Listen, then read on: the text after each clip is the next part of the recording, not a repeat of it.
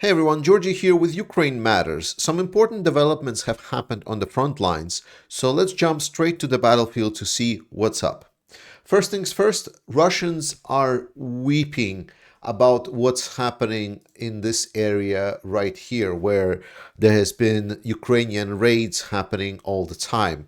Right now, Russian military bloggers are blaming commanders that are operating in this area that they are extremely misreporting the casualties, saying that casualties here can easily be over 25 people killed per day, whereas the commanders here are reporting that it's 25 people killed per week. So it's things are not very Russia's positive in this area, let's put it this way. But other than that, no noticeable movements have been reported so far.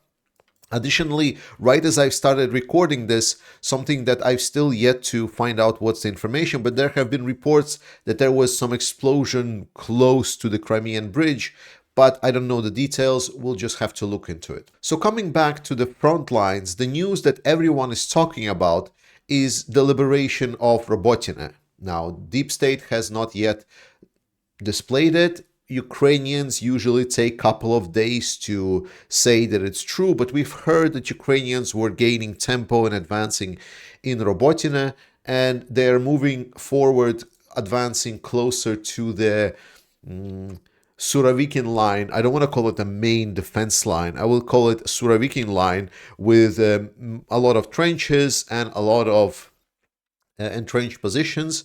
So this is good. Then on the area of Staromayorsky, again, Russians are reporting that they're having pretty difficult situation around Urozhaine and Zavitne Bazhanya. That's the major updates. But what I want to underline again is that estimation for how much land has been taken or how much land has been liberated is not what's the most important here. What's most important now that we need to understand is the dynamics shifted. Remember, for the last couple of months, dynamics were very slow. There were literally days when Ukraine would advance 1 meter supposedly by the front lines. That despite of all of their reported casualties of Russians, there was no major light in a window that would say that Ukraine has some kind of positive outcome. That's why a lot of the Russian propagandists have been yelling the stalemate, stalemate. Both sides have exhausted themselves and they like this is not going anywhere, offensive is over, yada yada. This is a false narrative. This is how Russian propaganda works. This is one of those narratives that are happily picked out by a lot of Western media, and I'm pretty sure Russia is paying for that quite extensively.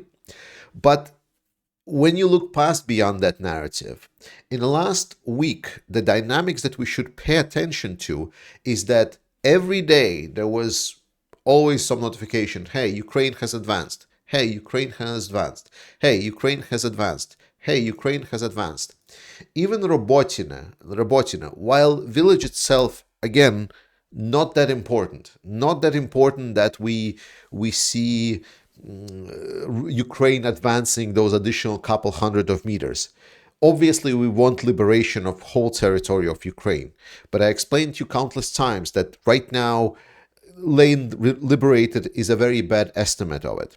What we need to understand is that Russians are having to experience pressure from Ukrainians and they cannot hold it anymore. So all the time, despite all of the reinforcements that Russia is sending, despite everything, Ukraine is still advancing. Ukraine is still advancing. Ukraine is still advancing. And we see in the latest day that this is picking up tempo. So as much as this is happening right now, I don't expect any major breakthroughs. Again, I'm more looking towards the second, maybe to the second part of the September to see where we're gonna end up. That's my estimate. And as we're talking about the problems on the battlefield for Russians, one of the interesting problems was described by Defmon on Twitter. He explained that Russians are now having a little bit of a difficulty, and Ukraine is getting a little bit of advantage because as Russians are getting pushed, let's put it this way. If there is a defensive line, I'm going to draw it relatively here. Don't mind the location. This is just for demonstration. So imagine that this is a minefield and this is a minefield and this is also a minefield. So when the enemy attacks, he would clear one path in one of the minefields, and while this is okay, so you can advance into this area, let's put it all in blue, but it still creates a funnel. So the enemy forces, despite you advancing and despite you overcoming the minefield, the attacking force will still be funneled, which makes for a predictable maneuver for the enemy forces. So they know where you're coming from, so they will try to defeat you at their positions. That's why oftentimes forces will try to break multiple places just so there is no that obvious funnel. But the same problem happens if you have a line behind you, because you have your preset minefields, then you have your defensive position right here where you meet the enemy, and then if the enemy is attacking you and you need to fall back, then you see where the problem lies. Because at that moment, despite you having to defend this position, you still had supply lines going to supply you with ammunition and weapons. So when you're falling back, you will eventually start funneling. Yes, you will of course want to mine after yourself, so you will set some kind of distance mining operations and so on.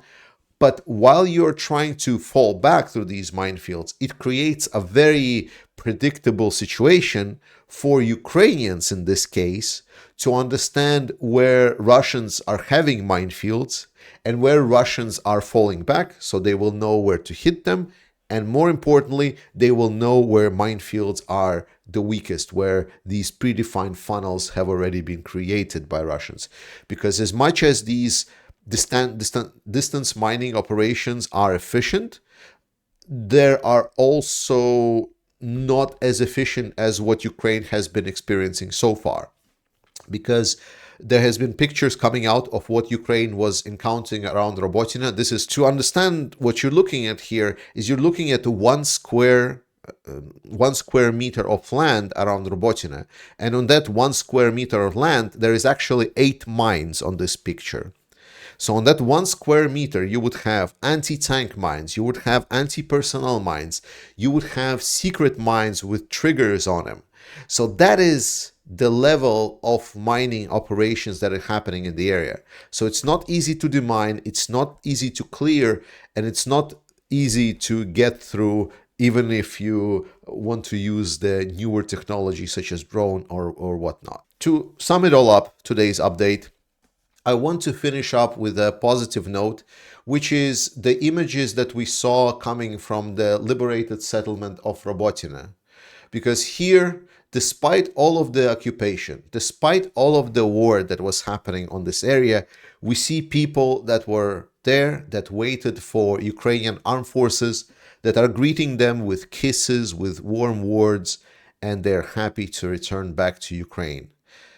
All of the occupied lands will be liberated. Ukraine will be victorious. Slava Ukraini, guys. I love you all, and I'll see you next time. Oh, and one last thing, guys. On this channel, we're doing a lot to support Ukrainian armed forces. We're not doing enough, but it's never enough in a war that big. But I know that you are doing what you can. I am doing what I can. I'm donating parts of the profits of this channel. You know that. But what we need to understand is that sometimes we're getting recognized for this. And we have received a very special gift that, in my perspective, is 100 million times better than any kind of 100,000 subscribers silver button could ever be. We have a full-blown logo of the 93rd Mechanized Brigade, Holodny Yar, with big thank yous from Ukrainian ADOPS and 93rd Mechanized Brigade. You made this happen. This is purely symbolizing how your effort is paying off and it's being recognized. This is a thank you to you. from me and from 93rd Mechanized Brigade especially. Slava Ukraini!